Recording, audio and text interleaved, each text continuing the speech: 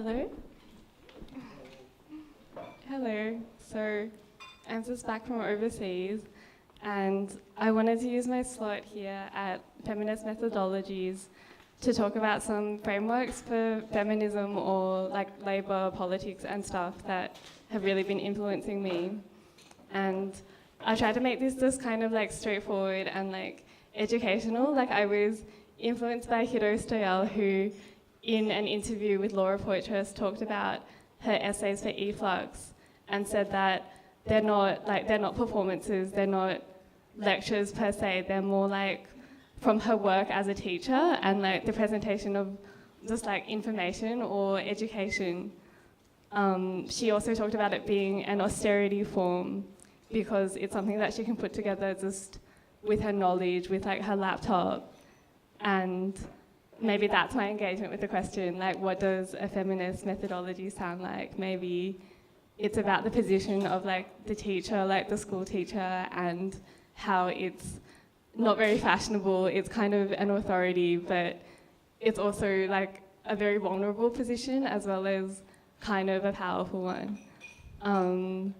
So that's kind of like my attitude, and I want to talk about give your money to women. It's it's a viral hashtag. It got started on Twitter. It was started by 3 women. 2 of those women are sex workers. They're like financial dominatrixes. One is, she's a prison abolitionist. She's like a radical, I mean, I don't want to say like radical feminist, but like her attitude is, you know, for like prison is not feminist. And also that, you know, she like stands against domestic violence.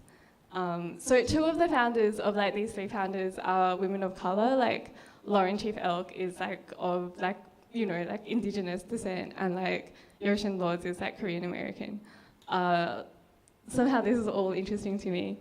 But what these women talk about is like direct monetary compensation for like the emotional, intellectual, physical labor that women do. They posted their PayPals, they posted their like Cash Me accounts, and they said that other women should all do the same, and said that like men should pay them just like at every instance, no question. Like if you want to talk to me, if you want a response from me, if you want me to smile or like say hello or like nod to you, like pay me. And I mean, it went very viral. It got a lot of attention. It also got a lot of backlash. Feminists said that they were shameless, disgusting, like embarrassing, and like a discredit to feminism. I'm a big fan of them, and like I want to celebrate them and to talk about their ideas. So people say that like they're like kind of asking for like free money for no reason, like just for being women. And what they say, like sort of in some of the interviews that they've done, which I suggest that you read because like those are my sources, their justification is like huge quantities of like ongoing emotional, intellectual, physical labor go into like just the condition of being a woman, and that, you know, like what women have to offer is like very much desired, very much demanded from. And I don't know, like when I think about this movement, I think about like Lauren Chief Elk saying that this goes outside of this like massive mainstreaming and corporatization of feminism. The idea that like we have like wage inequality, we have like rape, domestic violence, and that like people tell us we should vote for different politicians, change the legislation, that we should give money to like huge like multinational like NGOs and like charities. And you know, like these women say that like this model doesn't work. If you kind of like read like the mainstream press, it seems that the model of feminism is equal pay for equal work, which, I mean, like that kind of works if you're like a middle class woman, like double income, like no kids, or you can afford like, I don't know, maybe like some migrant woman to like care for your children and like do your domestic tasks. But it's like, I mean, like that model is accessible in proportion to like how accessible like capitalism and like hegemony is to you. So like if you're disabled, if you're old, if you're like just not interested, then like it's not a good model for like having, I don't know, like safety, resources and like agency in the world. Anyway, so like what they're talking about is something like quite different. It's just like, pay me, like, you know, like every time, every woman, like, you know, every day. And like it's, I don't know, it's very interesting to me. Something that they talk about is that like women just existing is already generating a lot of like cold hard cash, and that like women aren't getting a cut of it. Like we can talk about like Facebook, Instagram. So we all know that like clicks, views and stuff are like worth a lot of money. It's kind of interesting that a lot of the content on social media, including like photographs, are made and uploaded by women, and then it's like men that click through them. And then if we think about like the club and like the way that like, you know, clubs will offer like free entry and drinks to women because men will pay like just to be near women, you know? I don't know. I'm very into this hashtag. I think it's like a huge expansion of wages for housework, which is like the principle that like, you know, like wages for housework told us that the whole world, the whole capitalist system runs on like a lot of unpaid and unrecognized work by women in the home, and says that like the home is also a workplace, and that, you know, like giving birth to and then like kind of feeding and caring for and like keeping like bathed and housed and like healthy and functional and with like, you know, like a good kind of working attitude. It's like women are doing this work that like maintains a workforce that like enables the like capitalist recognized economy to function. All of that is still like totally happening and true. I think Give Your Money to Women just kind of like expands that and says that like, you know, a woman's work goes everywhere that like a woman goes, and like it's not even just in the home, but that like it's everywhere, like it's on social media and like it's when you walk down the street. You know, like wages for housework is like from the 70s, which is now like 50 or like nearly, I mean, sorry, like 40 or 50 years ago. Wages for housework interested me because it talked about like the possibility of the state giving a pension to mothers and the possibility of just universal basic income, the idea that like the state can be like giving everyone money because everyone is doing like the work of like kind of like, yeah, like staying healthy, functional and like contributing and like being part of it all. So, you know, like that's something to think about, but now we're in a situation in like the like neoliberal post-Fordist, like capitalist Western world, like UK, EU, US, like the Commonwealth.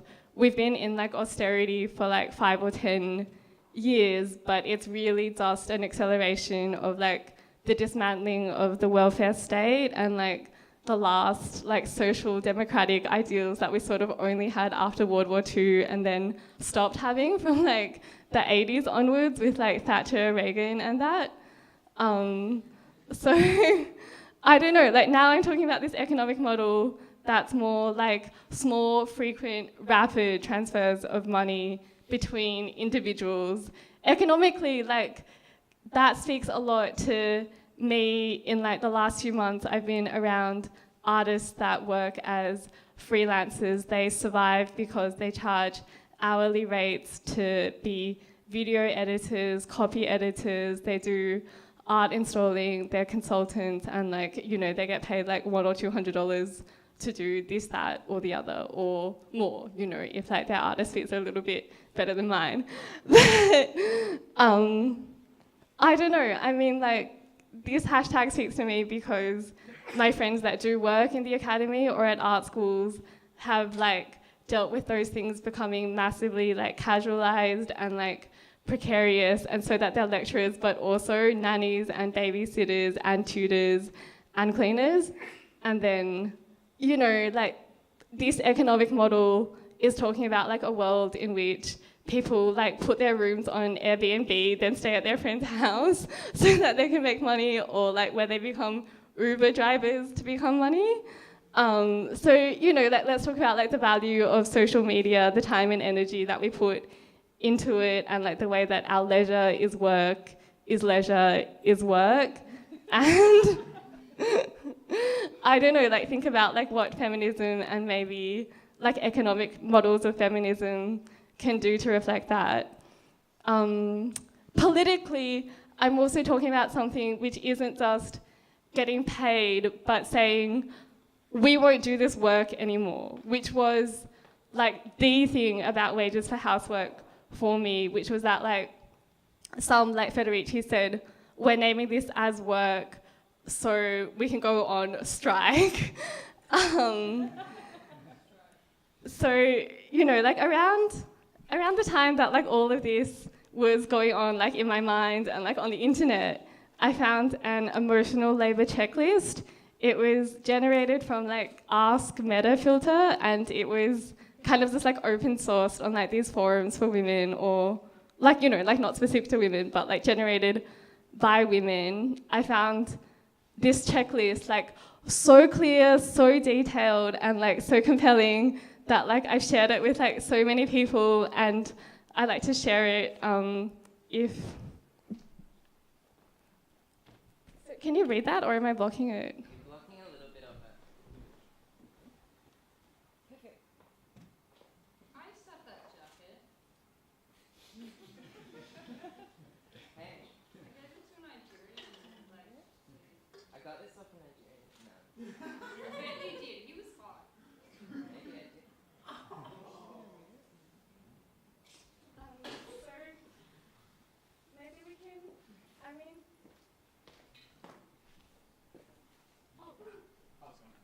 Oh, move these. Bit more. All right. Tell your truth. There's a bunch of slides. So, I mean, if you've kind of read that, maybe we can have the next... Huh? Oh. No, I don't have it, and it's too long.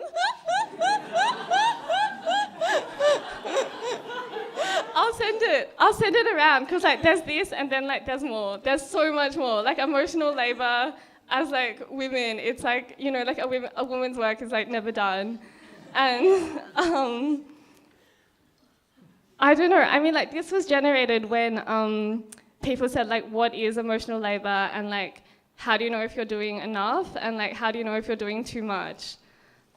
And then one of the really cool things that someone said on the thread was that we have to like recognize that right now, like in the world, that like women are like really, really, really, really disproportionately responsible for like this kind of work in the world, and that let's have the next slide.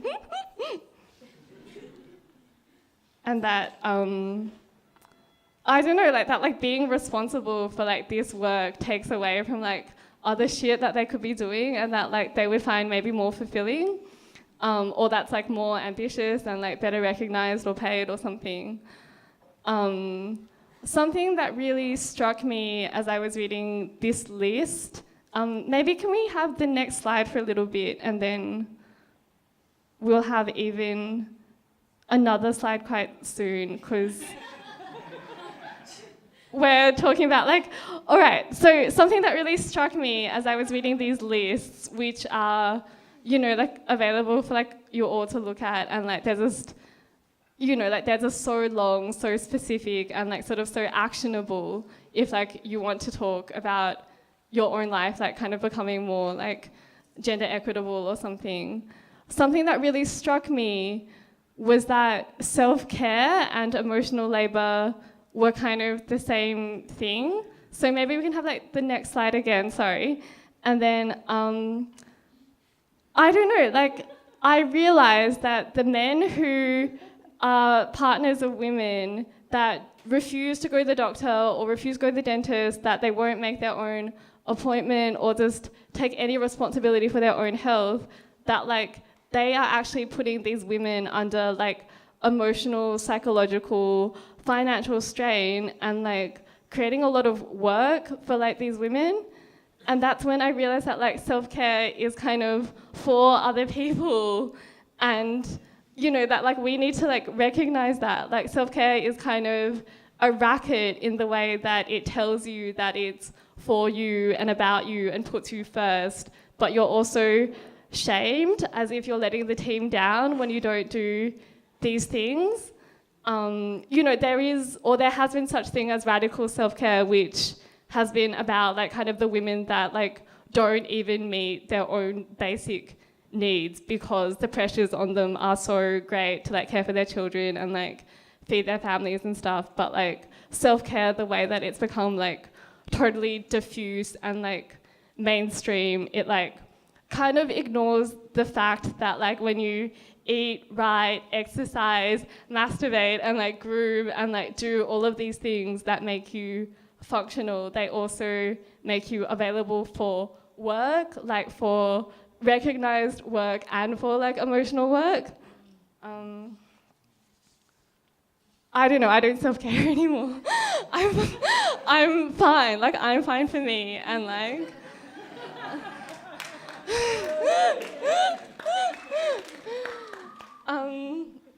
anyway, so we have the next slide again, which kind of takes us back again to like wages for housework and like, you know, like back again to like the way that like none of that has gone away and that like these things that we say are for ourselves are really for other people. And you know, like I think that we should recognize that like a lot of the things that we say we do for ourselves are really for and about other people, like as women. I don't know, like I think give your money to women and the idea of like money just being given to women, like, you know, like that really makes you think like what social value, like what value do women have? You know, like who does it benefit? How does it benefit them? You know, yeah, like what are you paying for when you pay a woman? We talk about like effective labor and like we talk about like immaterial labor, but I don't know if that's like always specific enough and like I don't know if that always tells us what we should do now, and like I don't know if that even helps us name what it is we do the way that like this does, in my opinion. I just see it as a model. Like right now, unfortunately, there are not enough people that are convinced that they should, you know, like reach for their wallet and like direct monetary voluntary payments to women, like that they're necessary, that they're justified, that they need to happen. I think that something that is like kind of complicated is that the onus becomes now on us as women to like see our value and to name our value and like to not give our work away for free, like not give our work away to people who can't pay us, like people who can't pay us back by like reciprocating and that kind of like care, attention, energy, so on and so forth. And that like people that can't pay us in like dollars, because everybody needs money to live, and like money is survival, it's sustenance, it's also like agency, like opportunities, the like choice to like leave a bad or violent situation, or like just to live your life fully, if like that's what feminism is about. I don't know, like this is a way of talking about how women, yeah, like generate value and don't get a cut from that value. What I'm saying now is like really uncomfortable for me, but like someone has asked to meet with me because they have some questions about like some things about race that I've been posting on social media, and like they've said my voice, my like background, my qualifications, my expertise and something is like something that they want to have, and that, you know, they want me to meet them like one-on-one and like answer their questions. And I mean, what I want to say is that like I'm happy to, but I'm not for free. Like pay me. Like, I don't know, like I'll tell you as like an individual or like an organization that like I can be your consultant, but like, you know, I have an hourly rate, I have a day rate, like it's not, I don't know, like this is not effortless. I'm being paid $200 for this, which I think is a bargain. You know, it's not effortless, and like it doesn't come from being innately like empathetic or like innately like there to serve you and like there to like, I don't know, like there to like add value to your life, unless you're like also adding value to mine.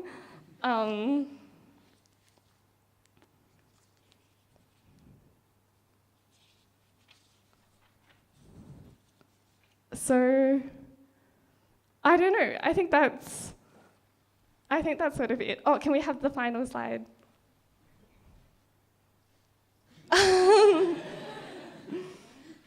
I mean, a provocation, an inquiry.